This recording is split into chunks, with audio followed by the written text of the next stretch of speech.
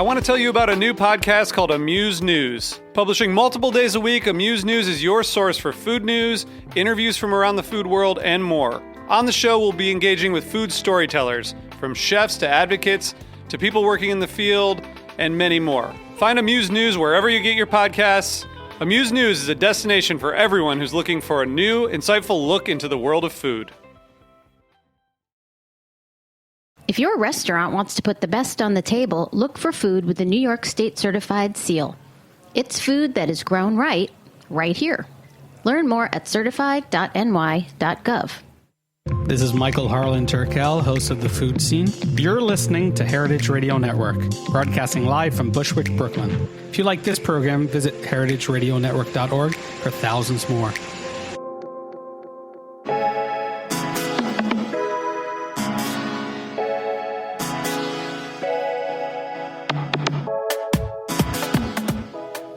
Hello, Heritage Radio Network listeners. We're broadcasting live from Bushwick, Brooklyn, bringing you a brand new episode of The Line. Today, I'm sitting down with Chef Matt Hyland. Matt was born in Brooklyn and then moved to Connecticut, where he attended high school, and then moved on to attend Roger Williams University in Rhode Island. There in his dorm room, if I'm getting the story correct, he shared some pizza with Emily, the woman who would later become his business partner and his wife. Today, they operate Emily in Cobble Hill and Emmy Squared located in Williamsburg. Both locations have garnered many local and national accolades for Matt's unique pizza combinations and flavors. If you're a lover of pizza and love to debate the merits of New York, Neapolitan, New Haven, and even, yes, Detroit-style pizza, this episode will definitely speak to you. Matt, thanks for joining me today on The Line. Thanks for having me. So I want to start with what else? Let's start with pizza, right? Yep. We can probably both agree that New York is crazy about pizza. Has been for several years. Doesn't seem to be several years at most. Doesn't seem to be slowing down. But let's leave Kings County for 1 second and travel a short distance to our neighbor to the north, to Connecticut. I'm pretty in the dark here. I bet a lot of listeners are as well.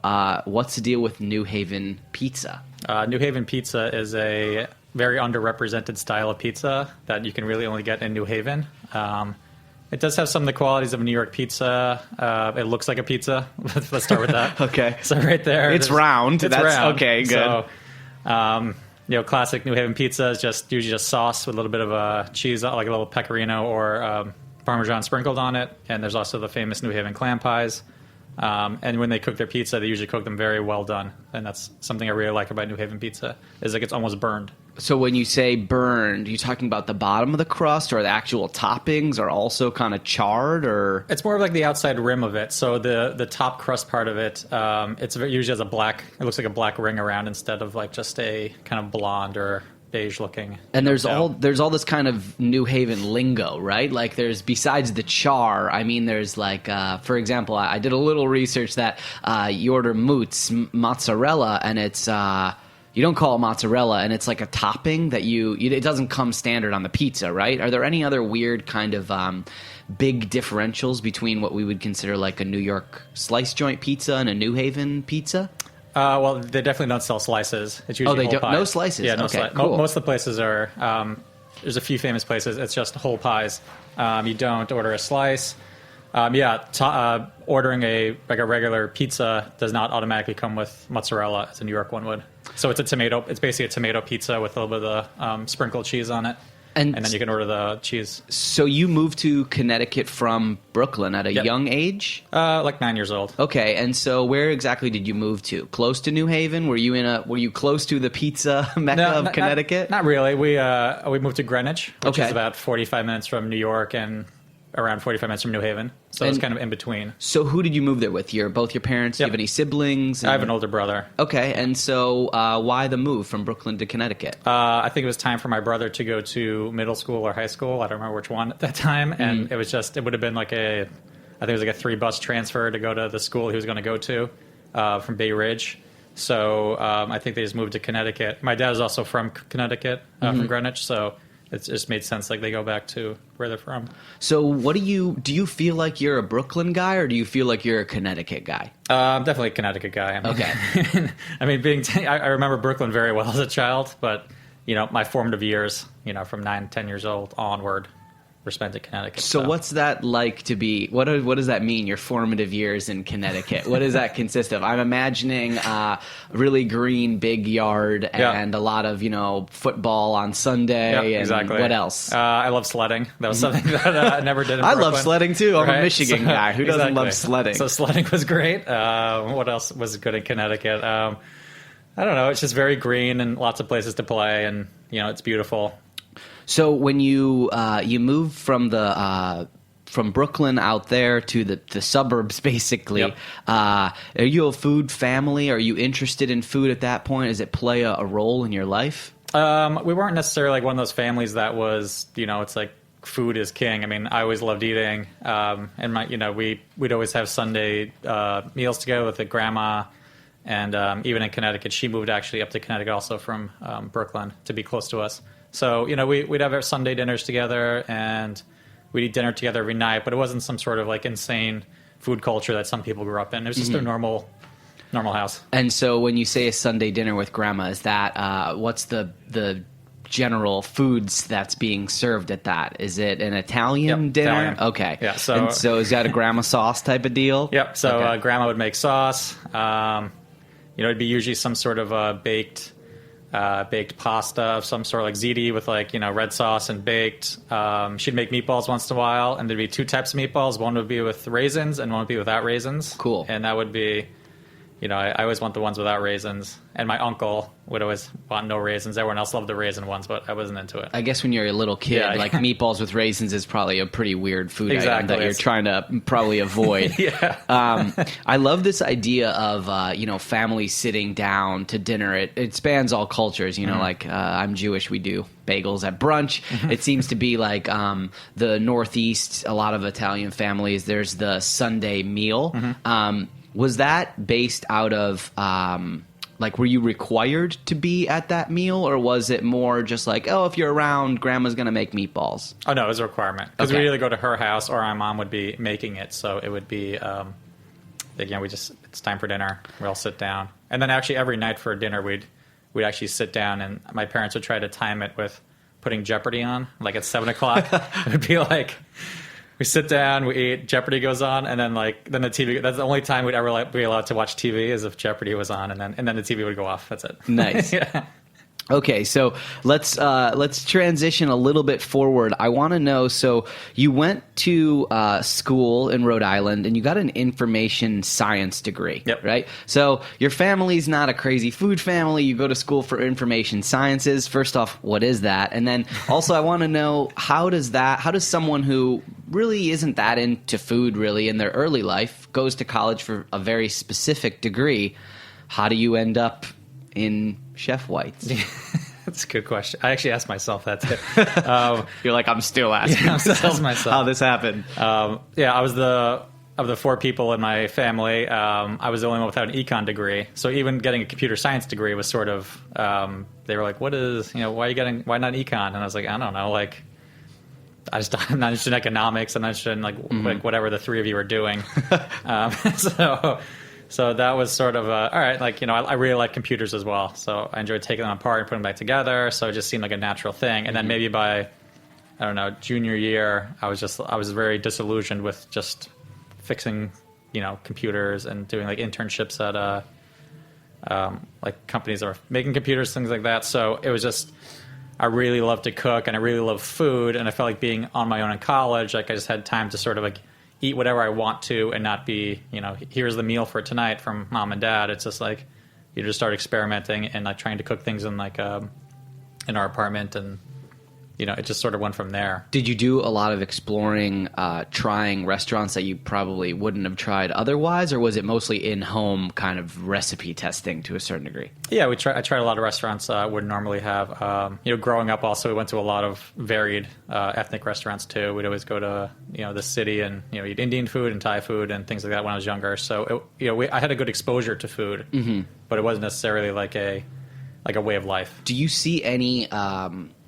is there a crossover? Is there a lot of applicability from breaking down and building computers to putting food together, or am I grasping at straws here? No. One thing that I think really helped with program writing and things like that was trying to, not necessarily making the dish, but trying to systematize how to make a dish. So when I'm in my kitchen and I'm looking at something that's not working efficiently, if there's a pickup that's not necessarily right, it's how can I make this like a really inconsistent like job like cooking? How can I make this more efficient like a computer? So it's like, how do you minimize the motions? How do you minimize movements?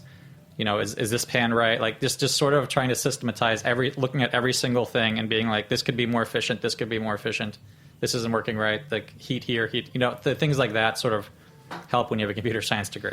And so I want to build on that and talk about actually when you joined the Breslin as part of the opening team, you were actually more focused on the administrative side. Yep. You've just alluded to systems and putting those in place. It seems like perhaps you were very much so the right man for the job. But how did that feel to be part of an opening team but not being on the line? What's it like being on the computer side? Yeah, it was the first job I ever had in the cooking world that was not actually cooking, except for like varied events off-site. But just watching them trying to put things together and then hiring and doing all the administrative work was it was sort of like a collision of two worlds of like my past and the computers and like what I'm doing in like cooking. So it was a very interesting job. And it seems like you were the perfect person for it, right? Like you had that computer background. You were obviously very focused on systems, but you knew the kitchen. Did you feel, was the kitchen pulling you back, or did you feel like you were in the right spot at that time? Yeah, I think I was at the right spot, and I feel like after a while of working there, I was like, oh, like maybe I do want to go into the administrative side of the restaurant world, but then, it sucked me back in again. I was like, I can't just watch all this action happen. Just kind of stand by. What sucked you back in? There's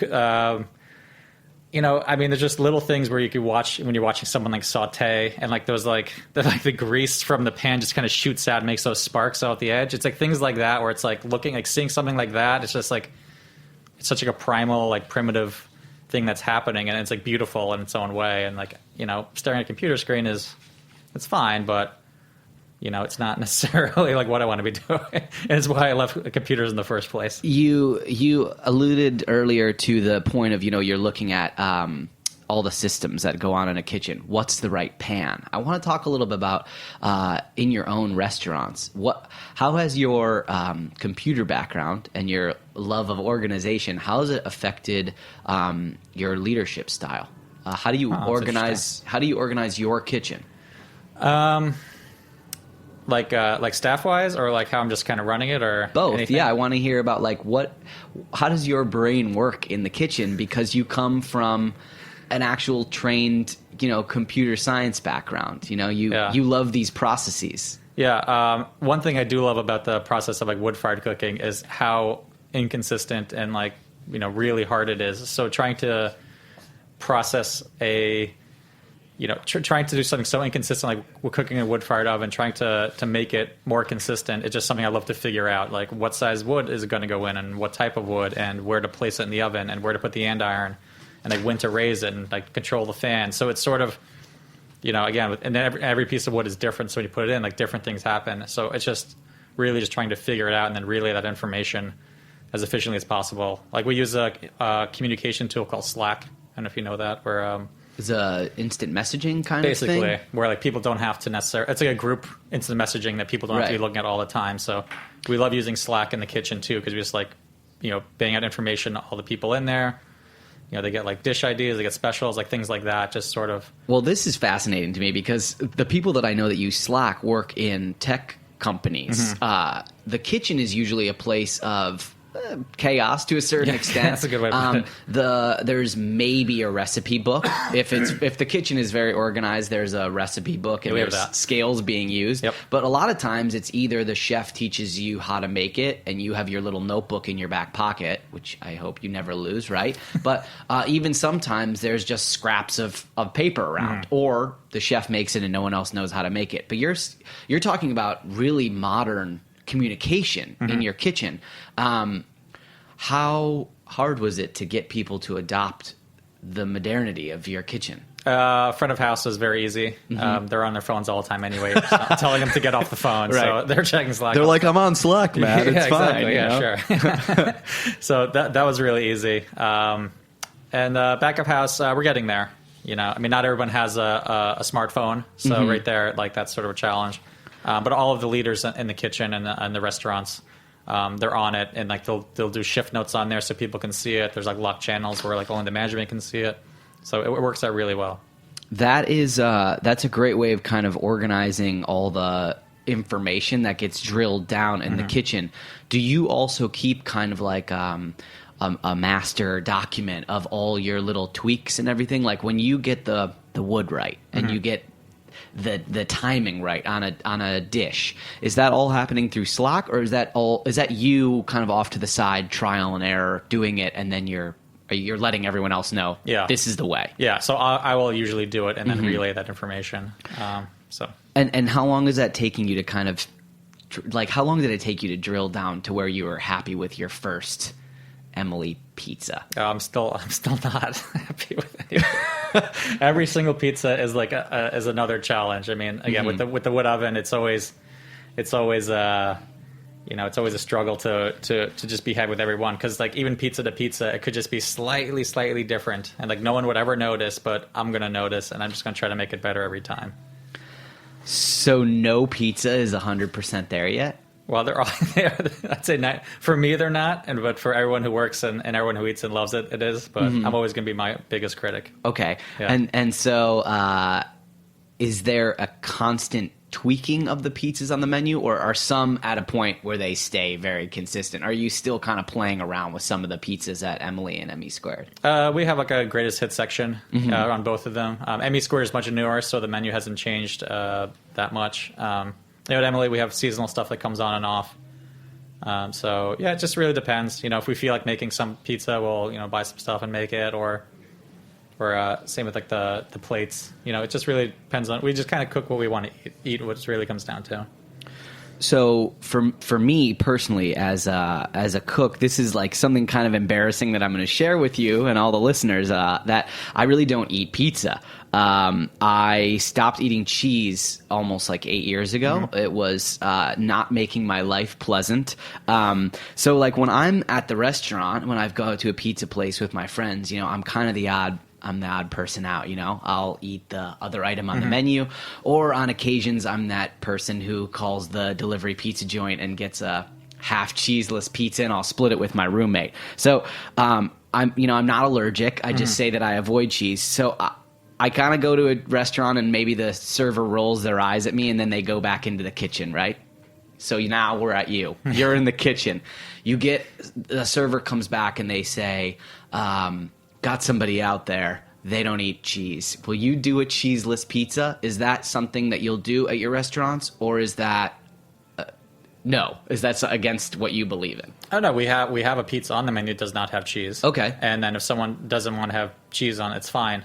People modify pizzas all the time. The only thing we don't do is if someone wants a half, like a half and a half, where it's like half of one pizza and half of another one. Okay. Because the pizzas are so small, it gets complicated, where it's like, they want half a tomatillo pizza and half a red pizza. We can't really divide the sauces on a tiny pie. But other than that, any sort of modification to pizzas we're fine with. It's just, whatever you want. Pizza's fun, so.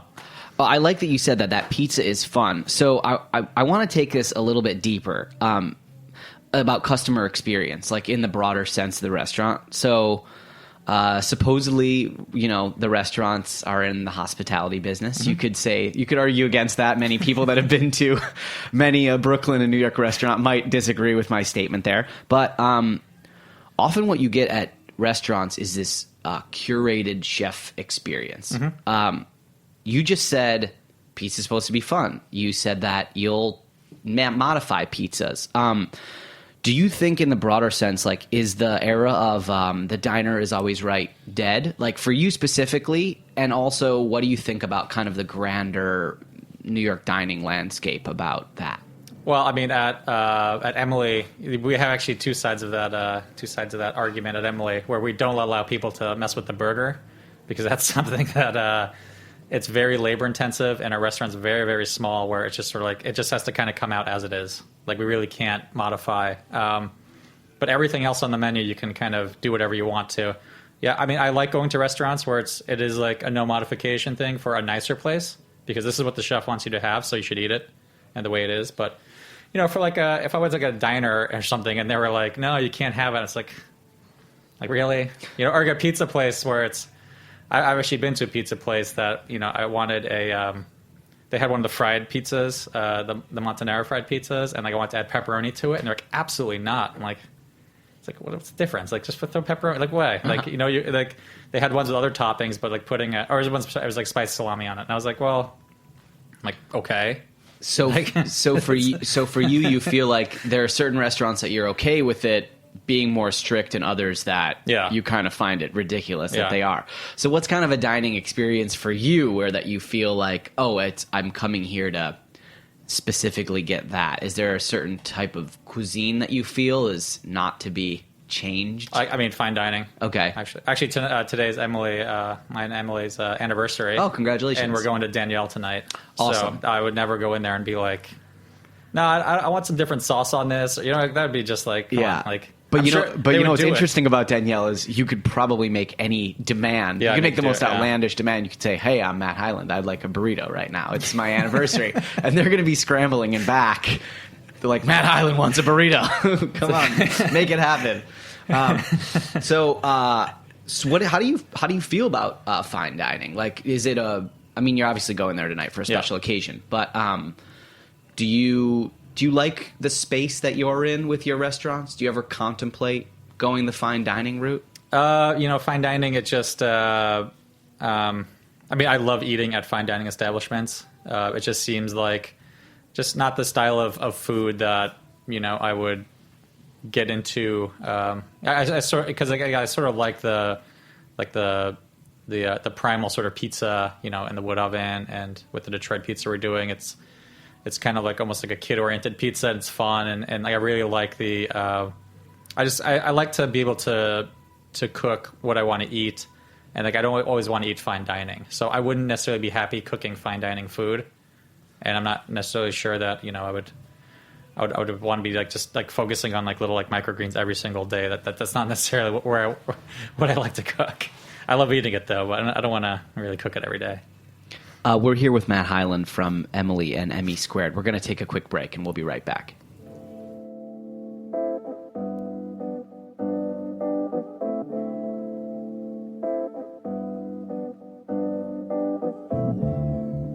Music in this break is by Tackstar. This one's called Relax, It's Just the End of the World. We'll be right back.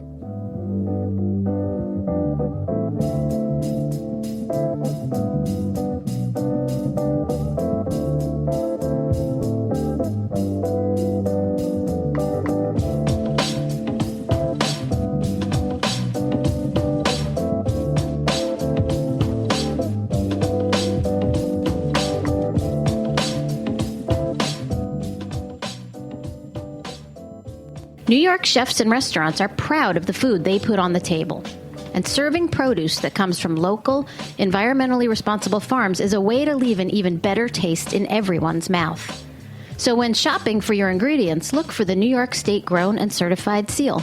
It lets you know which food is grown right here in New York State, certifying the food that comes from local farms that meet a higher standard.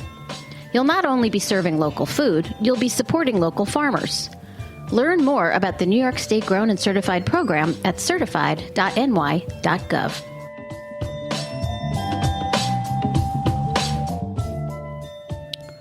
Welcome back to The Line. We're here with Matt Hyland, chef and co-owner of Emily and Emmy Squared. We've been talking about how he liked to put a lot of systems in place in his kitchen and how they utilize technology to keep the kitchens connected using a modern tool called Slack. We're also talking a lot about pizza. I want to talk about you and your wife as partners.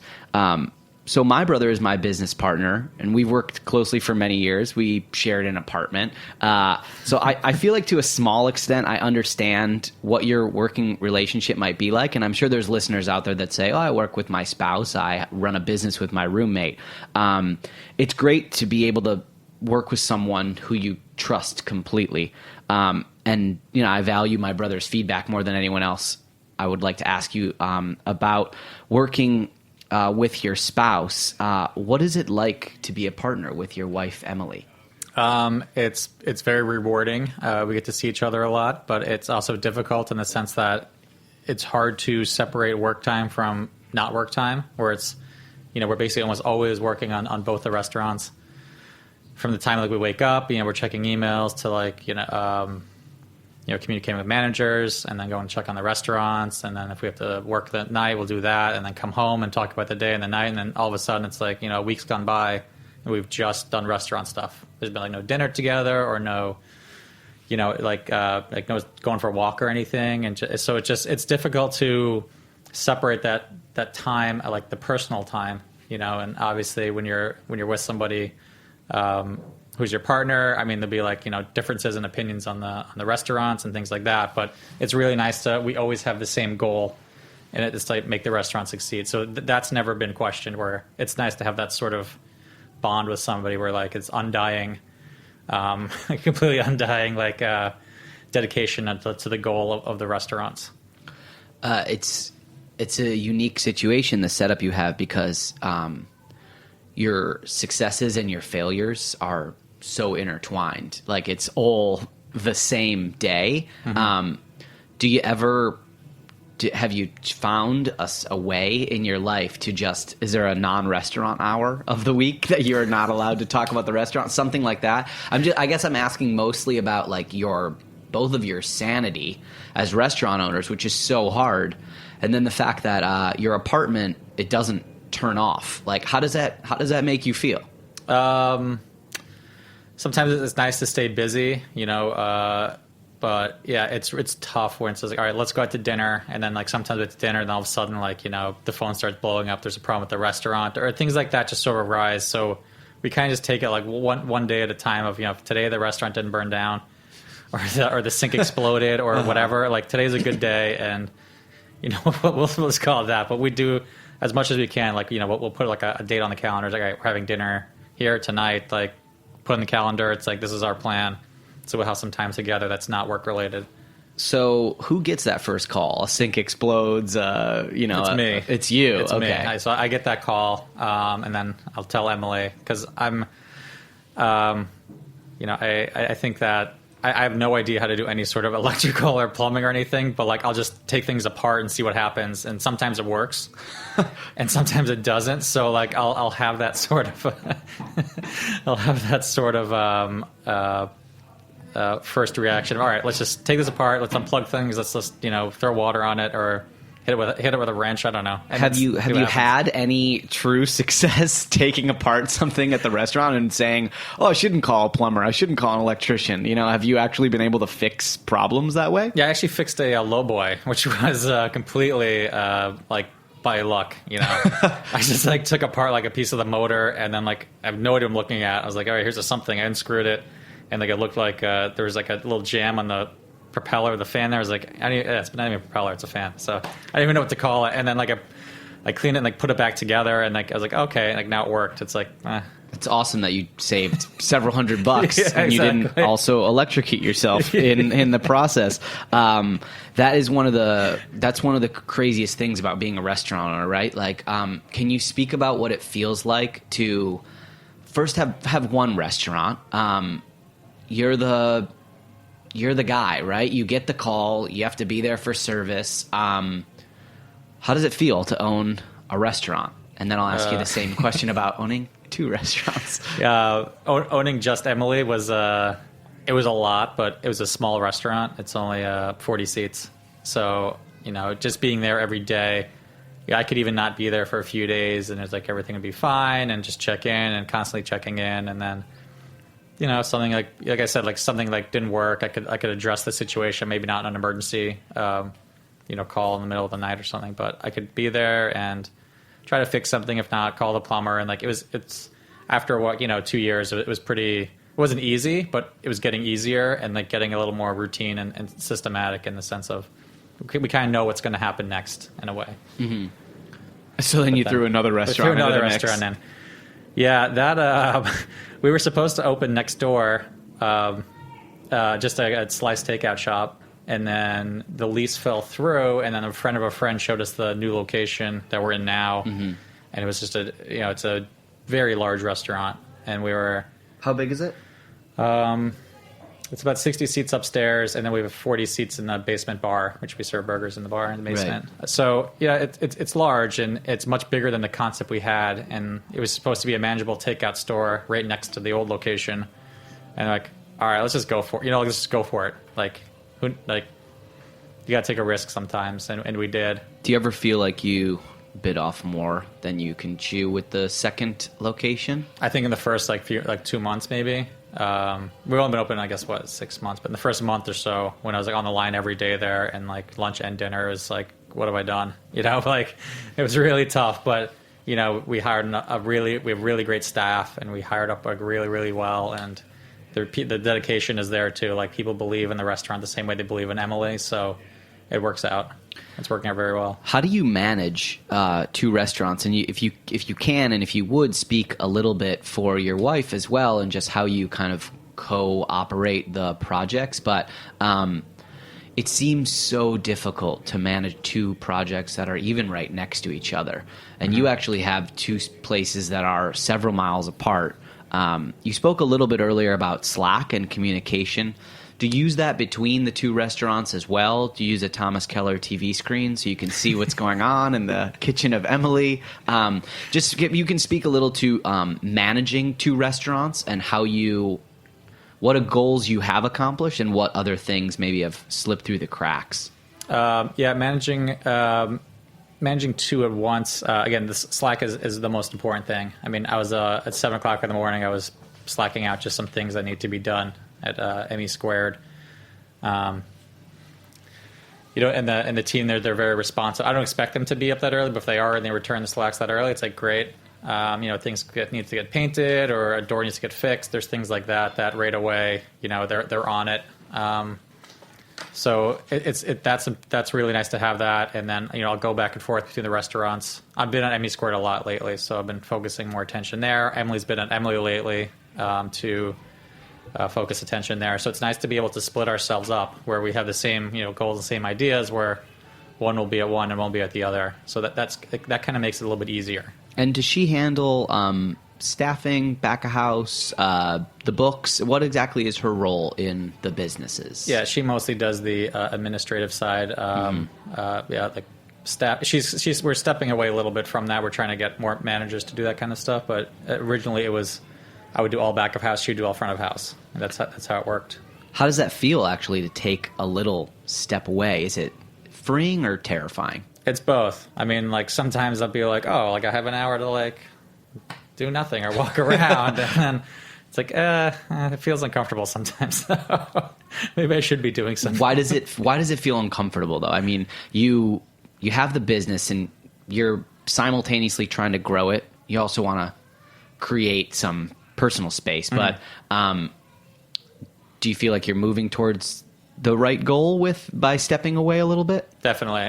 You can only micromanage so much, and then you also want to drive the employees crazy. Because if I walk in there, it's why is this like this? Why is this like this? Why? And then it's oh great, it's people don't like that. So I have my managers or my chef de cuisine do that kind of stuff too, where he's doing it, and I'm not just the one walking, just complaining and then leaving. Mm-hmm. So it's nice to sort of have another layer of a person. Have their eyes on it and not necessarily I don't have to worry when I know that these managers are there, because they're the ones looking out for it. So I can step back and not just be panicked all the time, but everything is wrong always. At this point, you have Emmy is Squared has been open for about 6 or 7 months. Which restaurant do you like being in more right now?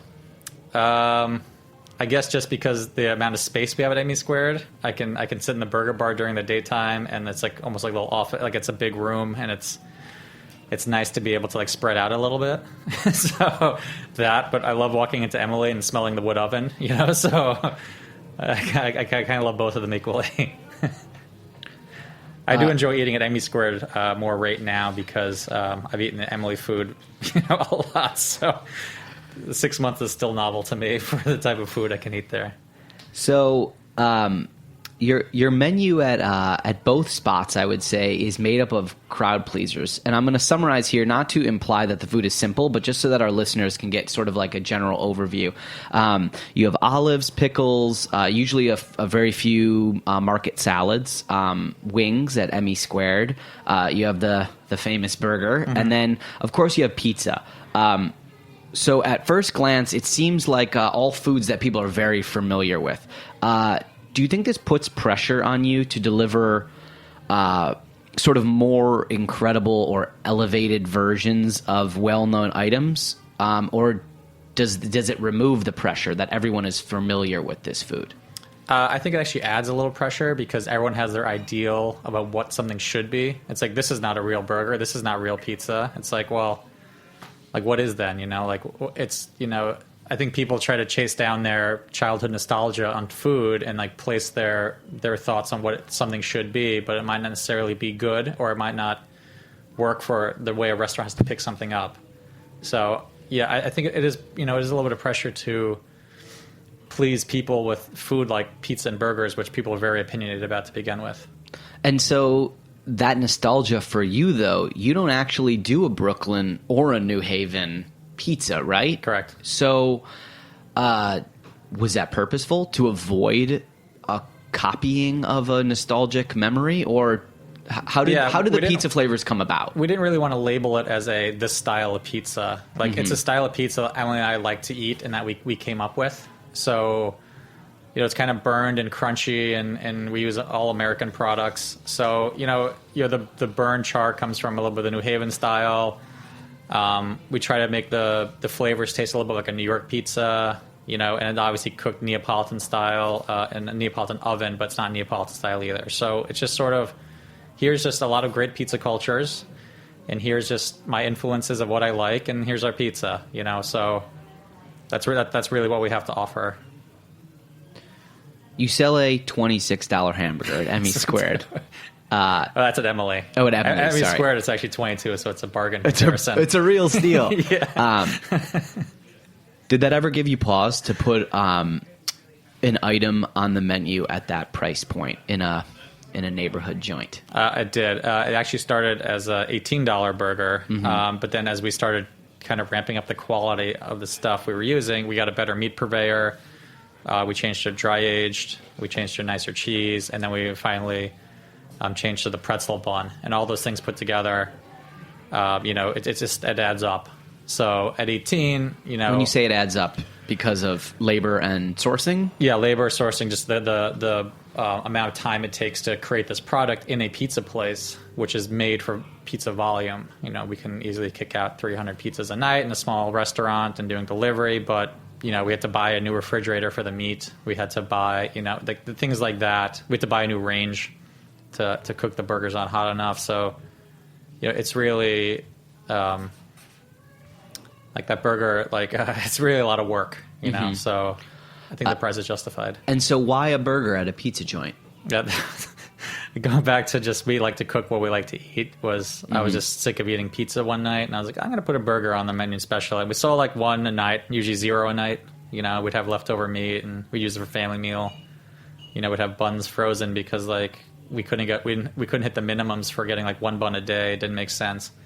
And then all of a sudden, all at once, 3 or 4 articles came out just being like, this is the best burger. And then it was like, okay, well, now we can't have enough burgers in house, so we put the cap on about 25 a night. I'm glad that you actually mentioned that. So the articles came in, and they said, got to go to this pizza joint and get a hamburger, right? Yeah. Do you worry about critics? And do you worry about critics now? And did you worry about them before they gave you such strong reviews for both the pizza and the burger? But we didn't even know we were a restaurant that could get any critic in, really. We were just making pizza on Fulton Street, and it was just sort of okay, this is what we do, and here's our burger, and we're having fun doing it, and yeah, and all this good press started coming in, and just we're really, was really lucky. It was mostly positive, so that's really, it was. I wasn't surprised in the sense of, we really put our heart into it, so everything was mostly positive. But I was kind of surprised that people would actually take the time to come to our tiny little place and review it. So that was nice. So who do you cook for now? Depends on where I'm needed. I cooked at home. I say for the first time about 2 years I cooked at home, like recently. What'd you make? I made a bolognese, like a chicken bolognese. Emily doesn't eat beef or anything like that, so a chicken bolognese with some pasta, and it was nice and simple and tasty. What's the home fridge look like? Since you're both at the restaurants, do you even eat at home ever? Is it just out or at your own restaurants? Basically, tons of condiments, like just dozens and dozens of condiments. People drop by samples, like vendors drop by samples, and it's a fridge of condiments. So if I were to make a sandwich at home, it would be pretty baller on condiments. I want to focus on the building of a dish and ask kind of like the part of your brain that dominates. Are you a businessman or a chef first when you're building your pizzas at the restaurant? Definitely a chef first, and then I'll price it accordingly. And if it's something ridiculous, then it just won't go on. Okay. I like building flavor profiles of things that are nicely like salty and sweet and fatty and rich and delicious. And pizza's a very good vehicle for that kind of stuff, putting on a dough. In terms of you've mentioned sourcing a lot. I know that you source almost exclusively from the United States. Pretty much. Only our pecorino is imported. Can you talk about how you made that decision, and also specifically how can a chef be responsible as part of the community and the neighborhood? Why did you choose to source the way that you do? I really love like very classic Neapolitan pizza with everything imported from Italy. But then when you start having all these places that are importing everything from the same distributor coming out of Italy, everything starts to taste the same. So right there, like that's, if I'm going to open a place and it's going to taste the same as all the other places, it doesn't really make sense, And then with places like Franny's and like Roberta's, who are just, kind of started that, well, we have just as good stuff in America, if not better, and it's fresher. It's not coming, over.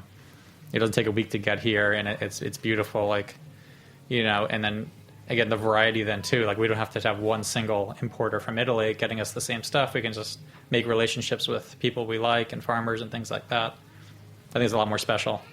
How did you build those relationships? How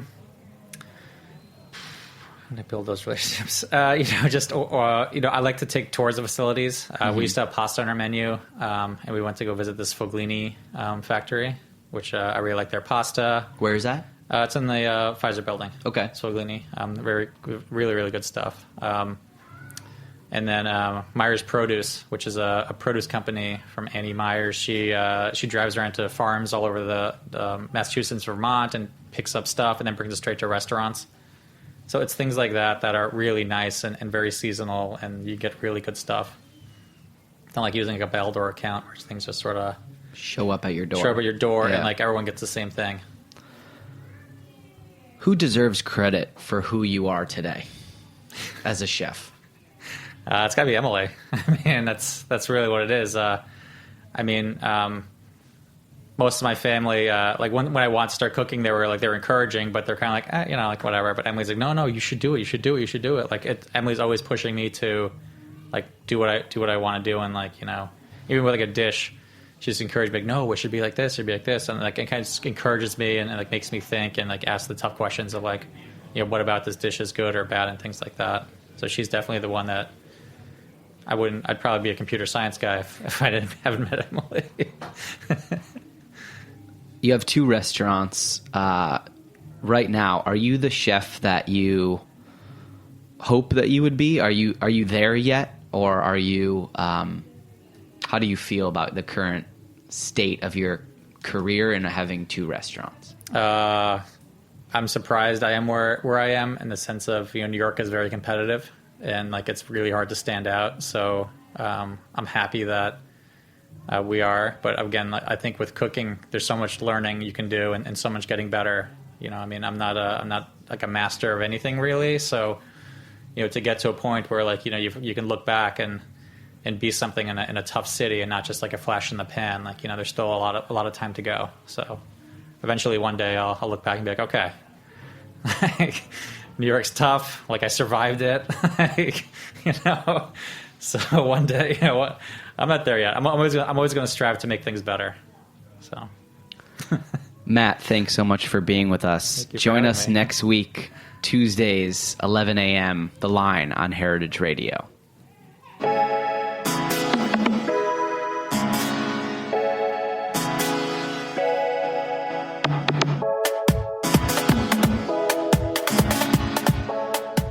Thanks for listening to this program on heritageradionetwork.org. You can find all of our archived programs on our website or as podcasts in the iTunes Store by searching Heritage Radio Network. You can like us on Facebook and follow us on Twitter at @heritage_radio. You can email us questions at any time at info@heritageradionetwork.org. Heritage Radio Network is a nonprofit organization. To donate and become a member, visit our website today. Thanks for listening.